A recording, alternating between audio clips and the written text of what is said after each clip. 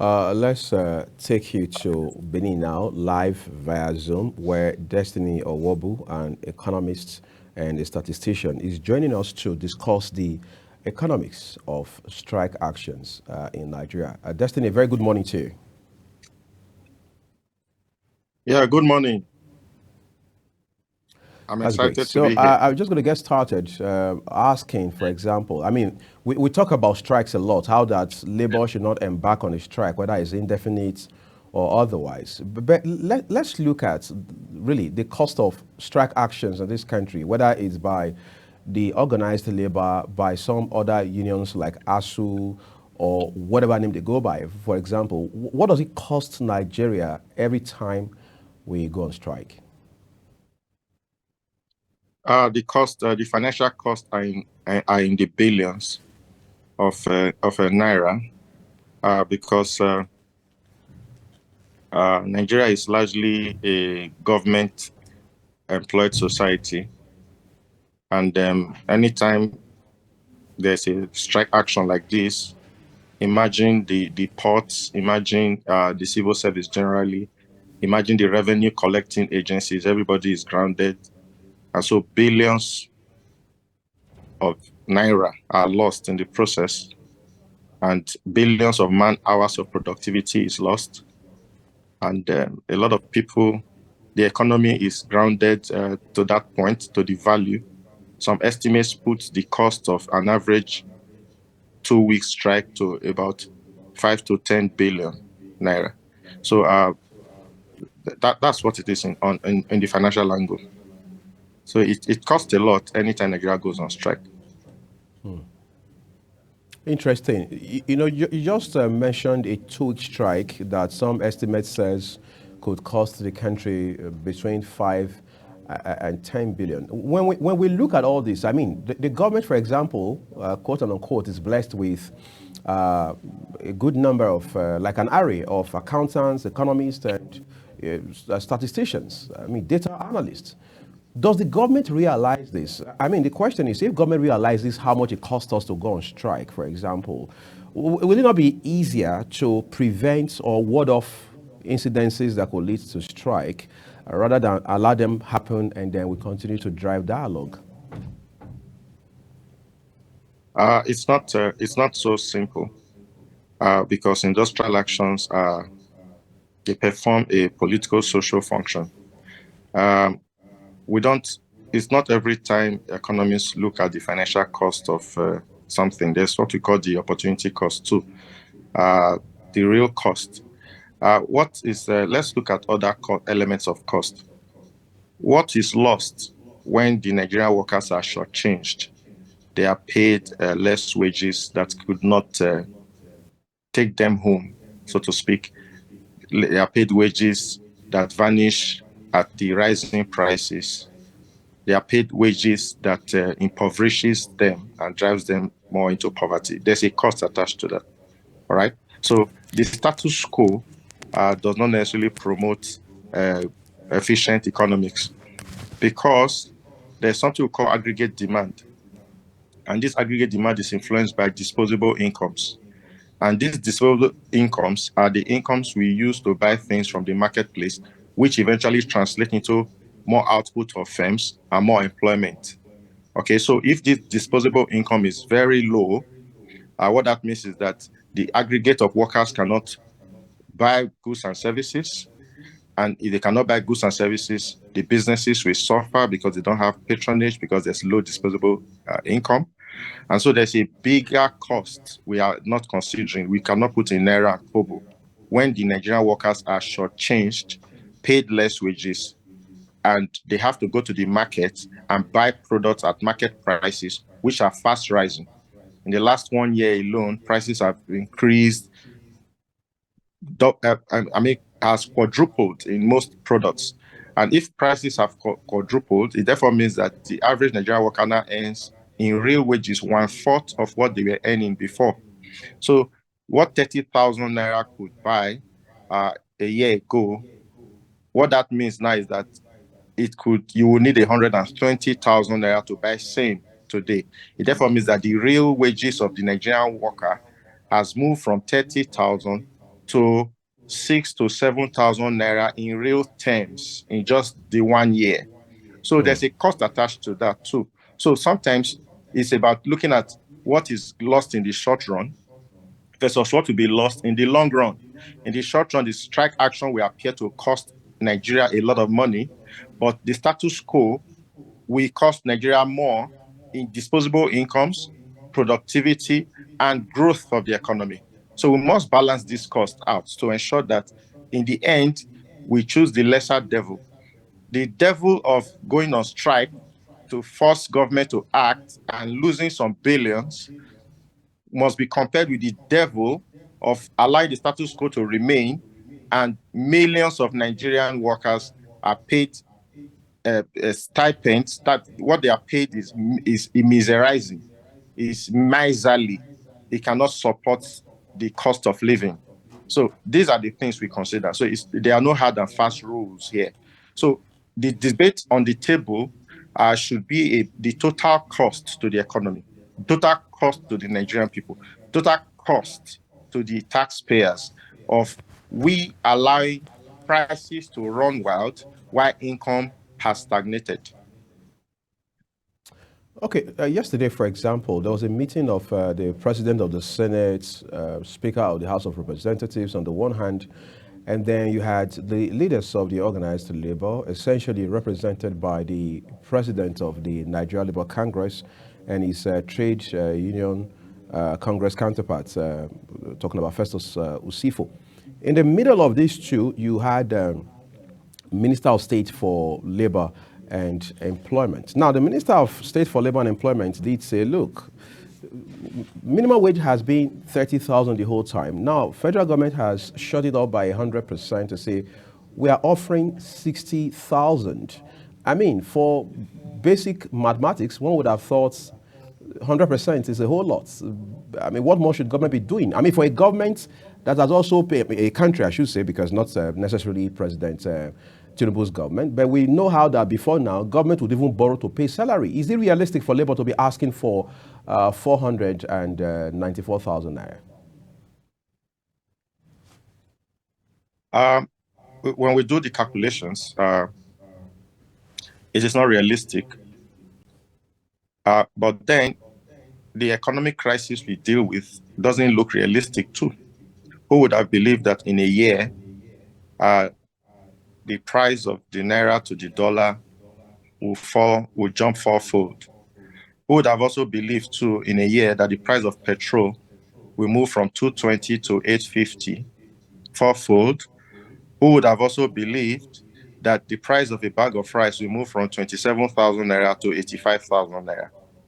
These are difficult times. These are the realities.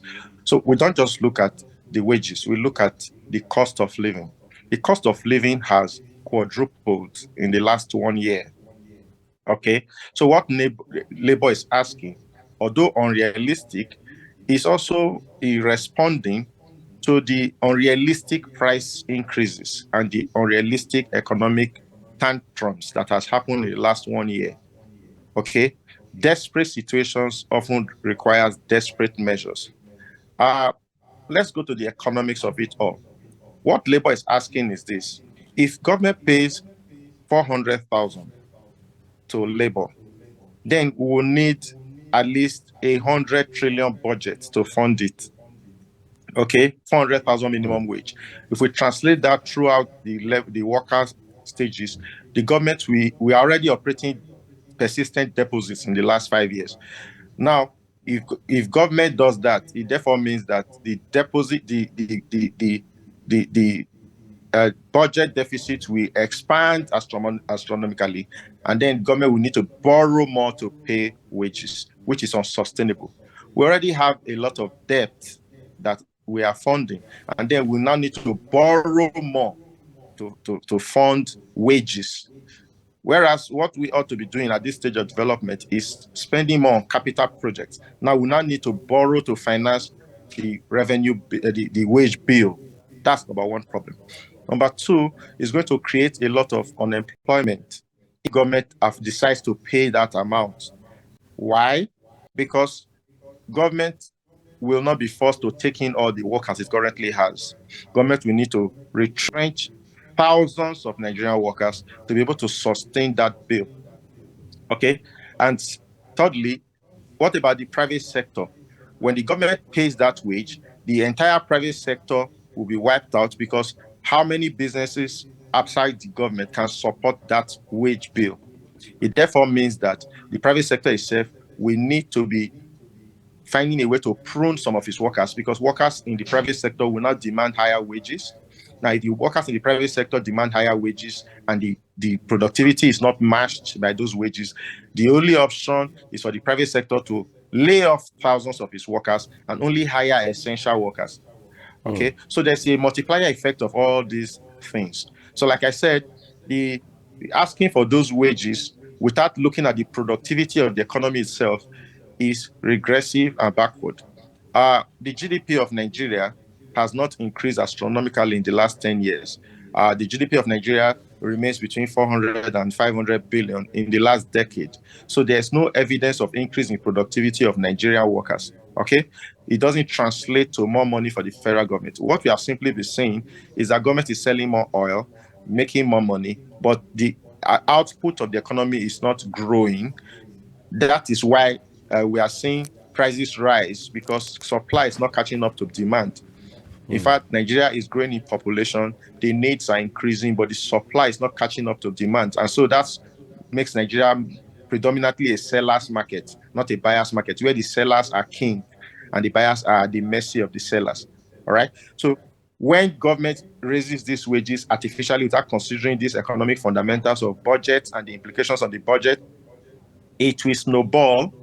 It will lead to massive unemployment. It will lead to massive inflation, which is already in the double digits. Inflation rate is above 30%. It will translate to more prices, higher prices for goods and services. It will create a whirlwind of economic vicious cycles of price increases, which is not what we want. So it is unrealistic from the economic standpoint. But like I told you, we are in desperate times. People are begging to survive. Prices are running. And so people are desperate to earn higher incomes.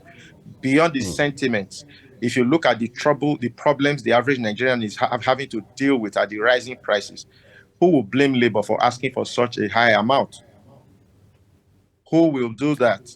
So these are difficult times. The negotiation has to do with go beyond wages and inflation. It has to go beyond increasing the productivity of Nigeria, expanding the capacity of Nigeria to produce goods and services, allowing foreign investment to create more jobs. We need to expand our economic spectrum. The current structure of our economy is weak, rudimentary, and backward. It does not support the population growth of this country. And we have a lot of skilled people who are out of jobs. If you want to know that Nigeria is a seller's market, consider the fact that anytime a job opening is advertised, 1,000 people will try to apply for an office that will only hire 2 people. It therefore means that we cannot worsen that situation by raising wages of those who are working.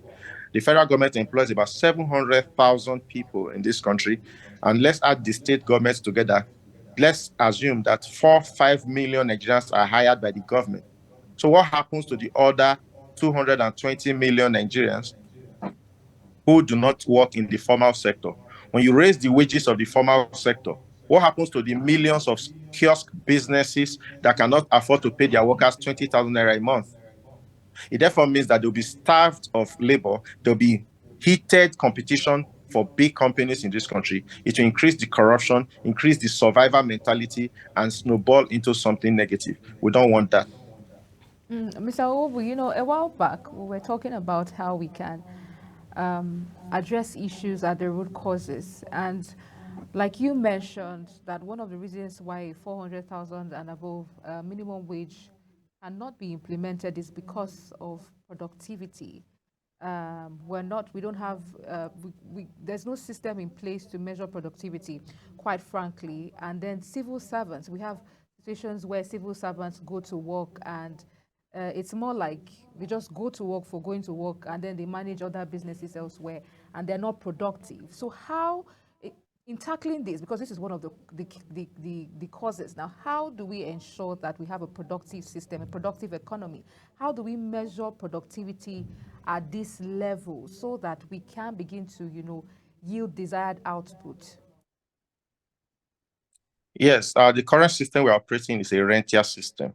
Nigeria is still predominantly run by the government, and government is still the largest employer of labor. But to improve the productivity of the economy, we have to be looking for diversification options. Okay? The biggest employers of labor in any well-organized society is not government, it is the private sector. Okay? We need to be investing more in entrepreneurship. We need to be investing more in infrastructure. We need to be attracting foreign investment into critical sectors of the economy.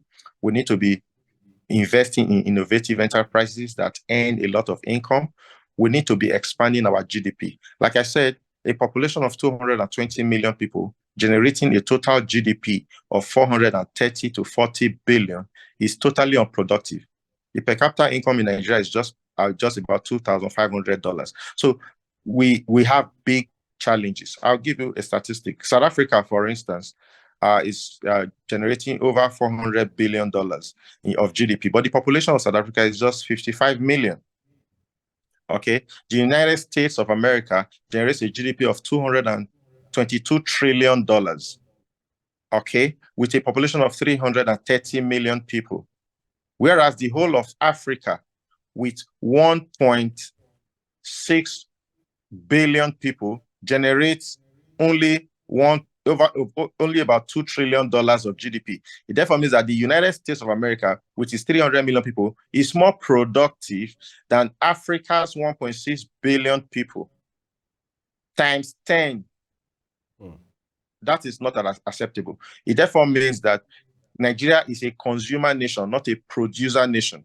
Nigeria has no business selling only crude oil to the world.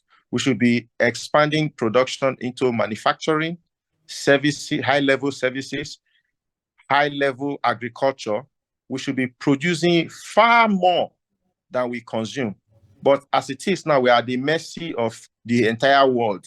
Nigeria has become a market instead of a production hub.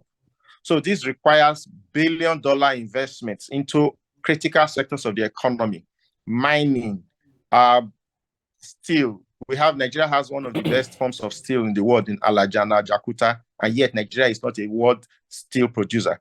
No steel is coming out from those plants, and yet Nigeria has the purest form of steel in the world, hematite. Why are we not investing in steel?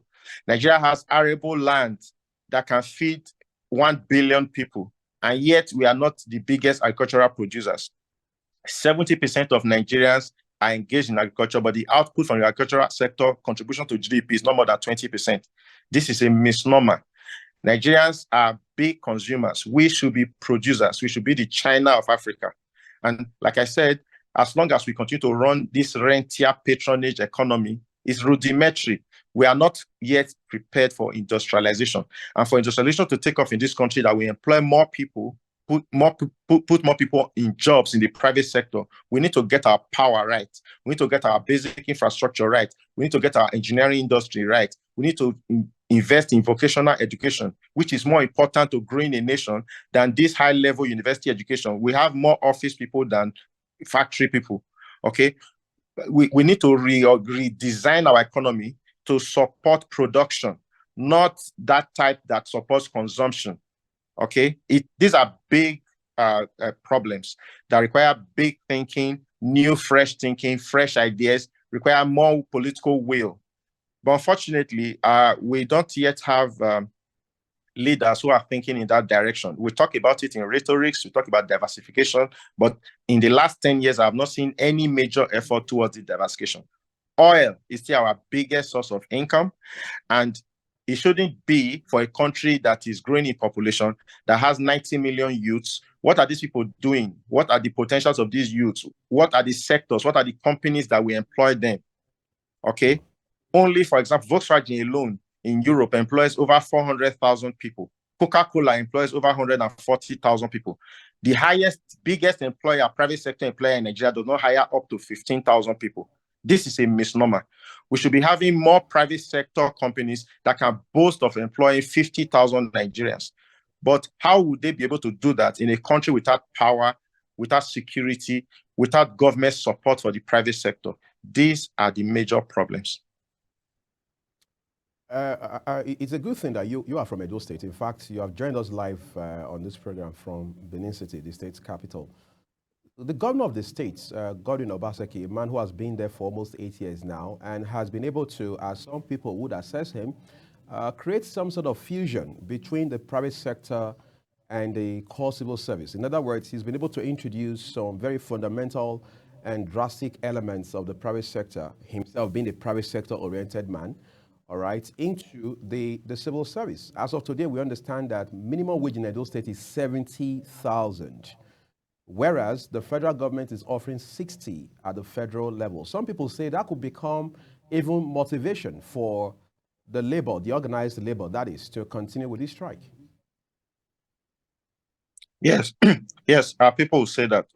You see, the federal government has a lot to handle than the state government, for instance. The state government control local taxes. They also get allocations from the federal government. The federal government does not have allocations from the state government. So we must understand the difference between the federal government and the state government. Okay. Now, the state government of Edo State is, I think the advantage Edo State has, they have a governor who runs according to corporate governance rules. Okay. He pays on time. He's more interested. He's running Edo State like a business economy. And so he's able to manage the little resources Edo State has from all its sources to pay workers more. The federal government can also do that. But that's because there's a lot of slowdown in political buccaneering. There's a lot of fight against systemic corruption in Edo State. And so we do not see politicians making billions from the economy of Edo State, because this man is running the government as a private sector-led organization. And so Edo State can afford to pay on time and pay 70,000 naira without us noticing the effect on our purse. The federal government cannot be said to follow the same rules. There's a lot of corruption and mismanagement in the federal government. There's a lot of over-bloated spending, white elephant projects. And so the federal government does not have the administrative structure to support a civil service and pay the rates that they ought to pay. Just imagine the billions that are stolen in federal government allocations. Just imagine the amount of money they spend on foreign trips and those kind of things. Just imagine, just the other day I heard that over 90 billion was marked for Hajj. Nigeria is not a Muslim society, it's a secular state. But when we were talking about funding the student scholarship, student finance program, they were just pegging it at 5 billion. But it was quick to allocate 90 billion for Hajj. These are misplacement of priorities that makes it difficult for the federal government to pay what the civil servants deserve, because there's a lot of mismanagement, there's a lot of lack of focus. The federal government is not oriented towards the Nigerian worker. And I know the reason why. Most of the incomes Nigerians earn does not come from their productivity. It comes from the oil. Oil sector generates over 90% of federal government revenue. So there's no incidence of productivity on the Nigerian worker. The civil service mentality means that we go to work, we don't do productive services, and then we earn money from the oil economy. Whereas if the federal government was getting most of these monies, it used to run the economy from taxes, from productive ventures, then they'll be more prudent in spending it. But as it is, what we have is a structure of an economy that is rentier, that is mineral resource based, where the income does not flow from the productive workers, but it flows from the oil industry, which is incidentally outward. And so we drill this oil, sell it, and make billions of dollars, and then we use it to pay workers. We do not have a production-based economy. And so the federal government, anytime they increase wages, they are just doing it, they feel they are doing it just for political considerations. They don't really see the workers of Nigeria generating more money for them. they see the source of income as coming from oil. And the statistics supports it, that without oil, Nigeria will not exist.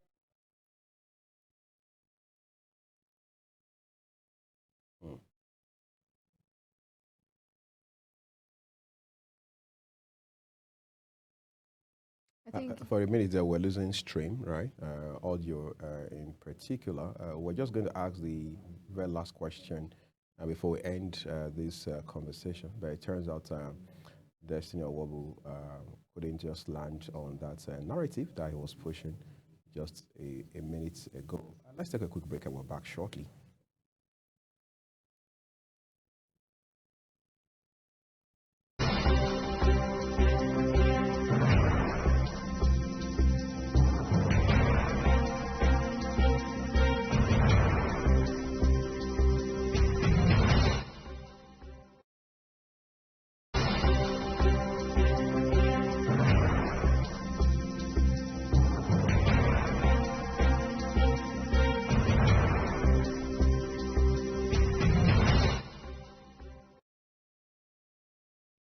We understand we have Destiny Owobu, our guest, back on now. So, Destiny, you were making a very brilliant point with the dynamics around the state and federal systems just a while ago. I'm sure you would like to land on that point quickly.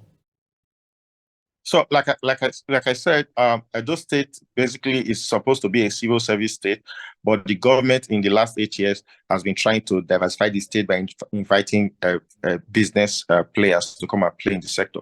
And we have seen this happen. We have noticed that a lot of merchandising companies have come to Benin City, to especially supermarkets and others, to try to support the government in raising more income for the state. The GDP of Edo State has risen from about 12 billion to nothing less than 20 billion in the last 8 years. It means that the state is growing aside the state government effort. The private sector is growing. Population of Edo State is expanding. People are coming from other states to come and make money from Edo State. It means that the economy is growing. The same thing cannot be said about the federal government. The GDP of the entire country has stagnated between 400 to 500 billion in the last decade.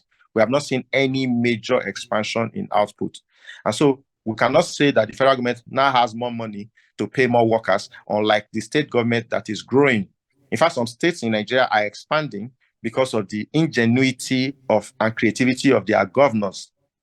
Lagos State can afford to pay because it's an industrial economy. Lagos State controls 35% of the GDP of Nigeria. Port Harcourt, Rivers can also pay because Rivers State is a hub of production. Kano can pay because Kano is a hub. Kaduna can pay. But beyond these 5, 6, 7 states that are mostly in the southwest that can generate income without the aid of the federal government and pay their workers, how many states in Nigeria can afford to do that? And then everybody has to depend on the federal government. So the federal government has 36 states to run. Out of these 36 states, only about 6 to 10 states generate the entire income, 90% of the income that the federal government has to depend on. So, and they have to share this income according to a certain quota arrangement, such that every part of the economy has some balanced form of development. But the federal government has not grown total income because we have not been able to diversify Nigeria as an entity away from oil into other critical sectors like energy, like steel, like other forms, mineral resources, other forms of mineral resources apart from crude oil. We've not been able to do that. We still depend on our old oil economy, which will not support the growing population of this country in the years to come. So these are the big questions. These are the problems the federal government is facing, which makes it different from that of the state government. Let me just ask you this by way of adding some icing to the cake, as they say now, right? We all know that essentially this hardship that Nigerians are suffering or dealing with started with the removal of fuel subsidy. There are people who have said, if that's the case, why don't we revert to status quo? Practically, what they're saying is, why don't we return the system of paying subsidy so that at least Nigerians can heave a sigh of relief for a second, or as the president will say, so that citizens can breathe? that would be a regressive form of thinking, because one of the reasons why we allowed the subsidy to go is to attract private investors into that sector. Okay, what if Nigerians are feeling terrible about the increase in prices? There's a better solution to the problem. Nigerians should organize themselves into corporations and invest in the oil industry and become sellers of petrol instead of net buyers. Okay, that is the long-term solution. The only way to bring prices down using market forces is to increase supply of the product and to increase companies that produce that product. We should be looking at the supply side question, not the demand side. Anytime we are talking about prices going down for petrol, we are just more sympathetic to the consumers of petrol. We forget that the people who sell this petrol, they are enjoying it. They are in business right now. They are ripping off Nigerians at that current price. So what we need to be doing is encouraging more greedy people like that to invest in that sector such that they will compete. You were in this country that one time when the cell phone companies came to this country for the first time. And then I remember buying a SIM card for 25,000 naira 15 years ago when it was just one company. When the second company came, the price fell to about 8,000 naira. Now, with more Nigerians using the cell phones and the competition between these companies, you can get a SIM card for 5,000 for 500 naira. Now, that's how the market works. For setting, if you want prices to go down, you should be looking at the supply aspect, not the demand. Okay, bringing the price down and adding the subsidy more will not encourage more productivity. It will even make us more lazy. So if we feel bad in the moment, but there's a long-term solution. The government, the people should be looking at organizing production by looking at how to supply more of that petrol. Let competitors play in that industry. And then what you are seeing now is just simply a consequence of our failed actions. We are not looking at just this government alone, our collective failures. How can Nigeria have 4 refineries in 40 years and no one can boast of producing at maximum capacity? Nigeria as a country should have nothing less than 80 refineries, given that we have crude oil here. Why have we not had more refineries in this country? Because the business has been controlled by the government. The prices have been not market-based. It has been based on political considerations. Now we are having a market-based economy, and then we are feeling the heat. We should encourage more market-based economy so that more Nigerians will become more productive, produce more refineries, and generate more market-based income. That is how the society develops, not using artificial government policies to fix prices that will benefit more people in the short run, but in the long run, shortchange the people. Thank you very much, Mr. Owobo. Thank you for your time with us. Your contributions are truly appreciated by us, and we hope that you grace our platform again. Thank you very much for having me. You'll have a beautiful day ahead. We'll take a quick break now. You too. And when we return, the conversation continues around other topical issues. Please stay with us. We'll be right back.